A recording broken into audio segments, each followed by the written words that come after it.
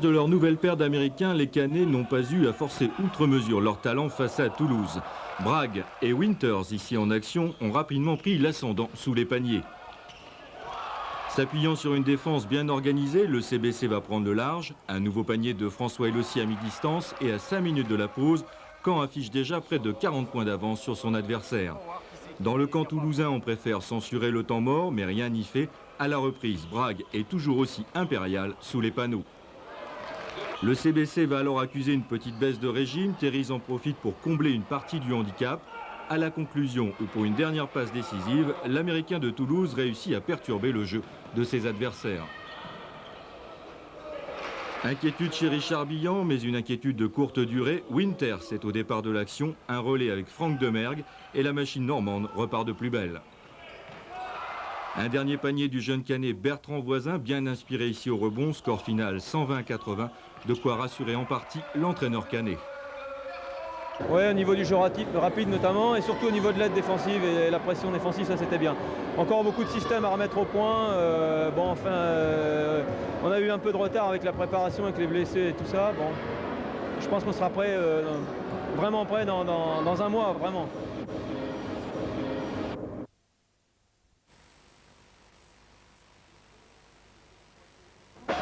Évreux à la recherche de sa 3e victoire consécutive. Évreux au jeu collectif bien léché à l'épreuve du derby normand. Caen emballe le match et ça marche. Winters-Bragg, Bragg-Winters, la paire américaine du CBC remplit son contrat. Jusqu'à infliger un cuisant 11-0 à Évreux au milieu de la première mi-temps. Côté ALM, c'est la panne inexplicable de Booth, 0 points en 18 minutes de jeu. Caen y croit alors très fort. Ils commencent à douter un petit peu, ils sont moins à droite, ok? Pas de faute. Je préfère que tu prennes un panier, je ne veux pas que tu prennes une faute.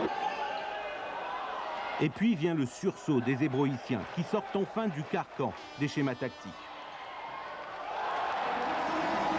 Le salut va venir des arrières, démonstration extraordinaire de tir à 3 points de Schmitt et de Zamour.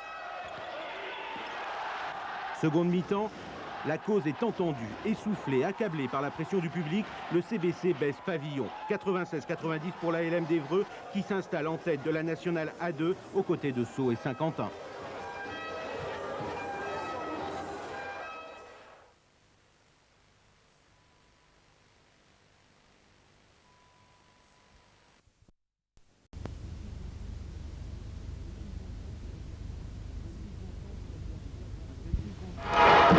Un pressing constant sur l'adversaire, d'entrée de jeu, Saint-Quentin a pris le dessus. Même si Pascal Ricard réussit ici une bonne passe intérieure, le duel Bragg-McDuffie tourne à l'avantage du pivot Picard. Une relance immédiate de Larry Lorenz et Ortega joue 2 points de plus dans l'escarcelle des visiteurs. Stéphane Roy qui ressort la balle pour Bragg, on part de loin mais ça ne passe toujours pas. La défense de Saint-Quentin est bien organisée, on ne peut pas en dire autant de celle des Canets. Ortega pour Lorenz, tout seul sur son aile, l'Américain prend tout son temps pour ajuster le cercle. 8-0 après 2 minutes de jeu, les visiteurs prennent rapidement le large pour le plus grand bonheur de leurs supporters, vainqueurs hier soir à l'applaudimètre. Richard Billan, plus tendu que jamais, lui a du mal à se faire entendre. Heureusement, Roy et Ferret limitent la casse à mi-distance. 49-30 à la pause pour Saint-Quentin et à la reprise, Caen, à l'image de Winters au lancer franc, cumule toujours autant de maladresse. Mêlé sur le parquet et deviné qui récupère la balle, Saint-Quentin bien sûr, avec à la conclusion un superbe smash de McDuffie. L'entraîneur du CBC se lance alors dans une danse frénétique et ça marche. Ses joueurs posent enfin leur jeu. Roy pour Bragg, une belle feinte de Ferret et Caen revient à 4 points. Tous les espoirs sont encore permis. Mais malheureusement, le CBC n'aura plus le temps de reprendre le dessus. Un dernier shoot infructueux de Winters, score final 86-78 pour Saint-Quentin. Les Canets étaient encore trop justes hier soir.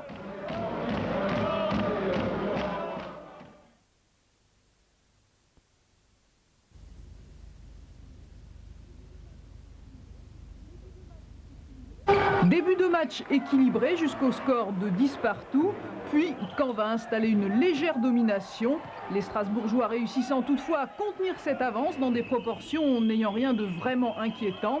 Score au repos 40-35 pour Caen. En début de deuxième période, les hommes de Christian Moncho sont animés d'une nouvelle rage de jouer et fournissent un effort généreux dans des actions très rythmées.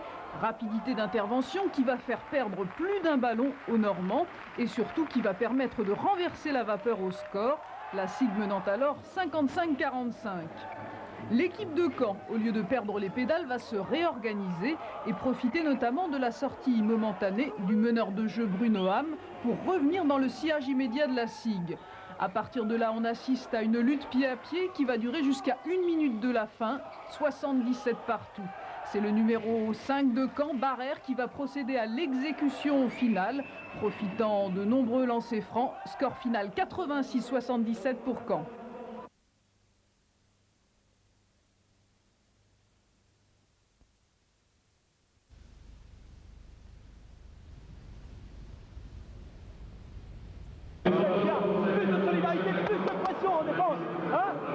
Après on relance vite, attention, il faut la pression sur le meneur de jeu. Un pressing constant sur le meneur de jeu, une défense bien organisée des Agenais dès les premières minutes. Caen a eu une nouvelle fois toutes les peines du monde à imposer son jeu dans sa salle. Panier de Winters, mais réplique immédiate d'Agen, plus volontaire sur le plancher en ce début de match. L'Américain Tony Worrell, une première fois à 2 points, le même quelques minutes plus tard à 3 points. Les visiteurs prennent le large. Réaction de Caen en fin de première période, Kenny Barrère en contre-attaque, puis Winters de nouveau. Le CBC sert enfin son jeu en défense et ça finit forcément par payer devant. Mais sous les panneaux, Agen ne baisse pas les bras pour autant. 3 nouveaux points de Mamadou Deba. Du coup à la pause, le CBC accuse toujours 5 longueurs de retard. En début de seconde période, Caen va enfin sortir de l'ombre. Ses schémas défensifs fonctionnent bien et l'adversaire en perd son adresse au shoot. Au même moment, Brague a la bonne idée, lui, de retrouver enfin son efficacité dans la raquette. Le Quartier, venu suppléer l'Américain quelques minutes plus tard, n'est pas en reste, lui non plus, avec le cercle. Le CBC reprend alors l'avantage, mais attention. Le match n'est pas fini. Le match n'est pas fini. Allez, c'est possible. C'est possible avec Randolph notamment et Agen revient au score. 72-71 en faveur de Caen, il reste 15 secondes à jouer. Heureusement, Lionel Rançon commet une faute intentionnelle. Et Winters, au lancer franc, arrache sur le fil la première victoire du CBC au Palais des Sports.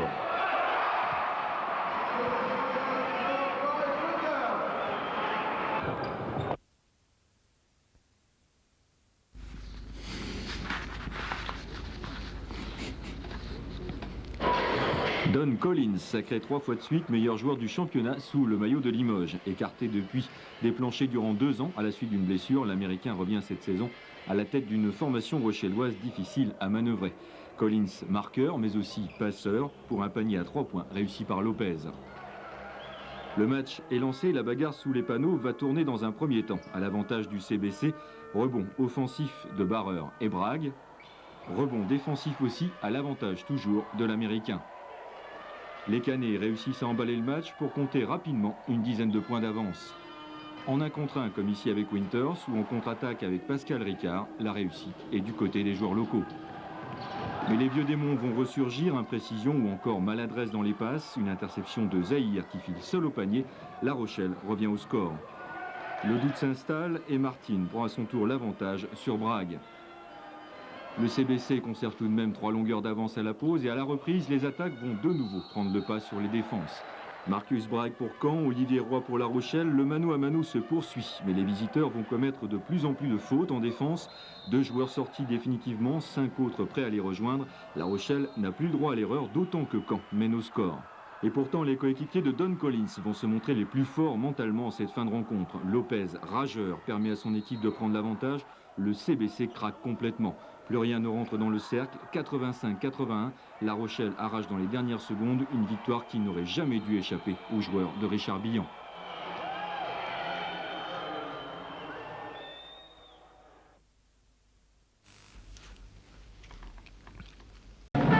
Il est heureux, Richard Billan, l'entraîneur de Caen, tout l'inverse de son collègue nancéen, Reed Monson. 2 attitudes qui résument bien ce match avec des Canets qui se montrent les plus agressifs, en défense, en attaque, à l'image ici de Brague, un véritable poison. Caen qui mènera longtemps à la marque en première mi-temps sans pour autant sortir le grand jeu. Nancy balbutie et Banks a du mal à entrer dans la partie. Il ne réussit qu'un shoot sur 2. Mais le SLUC, à force d'opiniâtreté, va revenir au score et prendre l'avantage, 46-41 à la mi-temps. On croit alors les Nancéens sortis d'affaires. Erreur, car en face, il y a ce monsieur, Bragg, qui joue de mieux en mieux. Il y a surtout cet imposant numéro 14, Winters, le meilleur marqueur de la soirée avec 34 points. Nancy, perméable en défense, se fait rattraper puis définitivement devancer. Et ce n'est pas ce point de Martin qui changera grand-chose. Martin qui ne tarde pas à sortir sur 5 fautes. Il ne reste plus aux Normands qu'à maintenir leur avance de 10 points en moyenne. Et c'est Winters, l'homme du match, qui met la touche finale quand il emporte 94-84.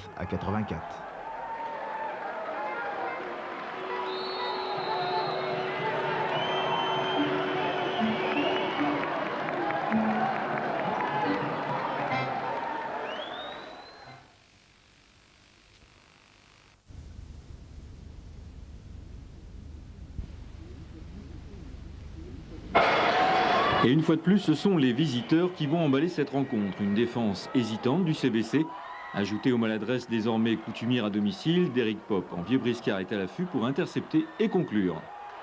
L'Américain de Saint-Brieuc joue en toute décontraction, un peu trop même. Mené rapidement au score, Caen remonte alors une partie de son handicap, une pénétration de Winters et un bon rebond offensif de Bragg qui enchaîne avec succès.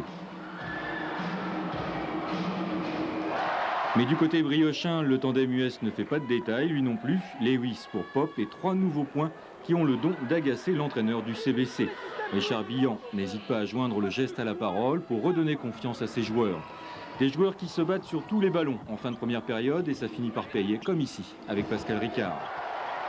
36-39 à la pause, Saint-Brieuc conserve tout de même la maîtrise des opérations et les briochins attaquent de plus belle. 2 nouveaux points de Lewis, omniprésent en attaque comme en défense. Soucieux de bien faire, le CBC va alors buter sur une formation bien organisée derrière, une formation qui s'est aussi développée rapidement des contres victorieux. Nouvelle illustration avec Lorenz qui temporise, le temps pour le grand Percevaux de venir ajuster un superbe smash. Les Canets vont alors accuser jusqu'à 28 points de retard, Winters tente de limiter la casse. Radium lui redonne un peu de souffle à l'équipe, mais l'écart avoisine toujours les 20 points. Maintenant, il faut qu'on shoote vite, plus si possible à 3 points. Message reçu pour François Elossi, très efficace hier soir à mi-distance. Une réussite insuffisante toutefois en cette fin de rencontre. En face, Popp, lui, se régale toujours autant. Score final 94-79 en faveur des Bretons. Le CBC n'a toujours pas réussi à vaincre le syndrome de la défaite dans sa salle.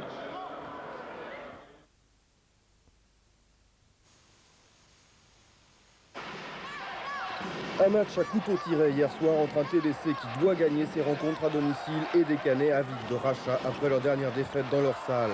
Ce sont les Normands en rouge qui adoptent au départ la meilleure stratégie. Leur défense individuelle stricte gêne les Tourangeaux qui accusent rapidement 9 points de retard, 17-8 au bout de 6 minutes de jeu.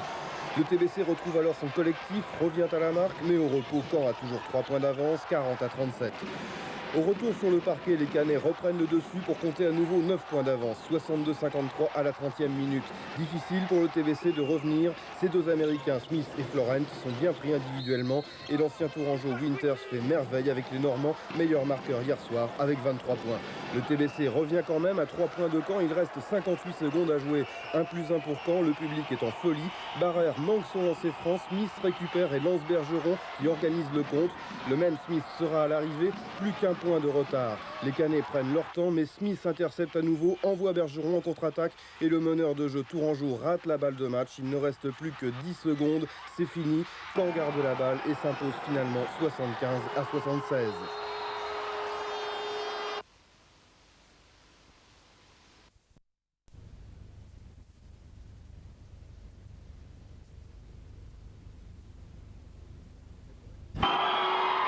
« 98-94 en faveur de Mulhouse, il reste 10 secondes à jouer. Bragg pour Barreur qui file à toutes enjambées et le franco-américain de Caen trouve le cercle.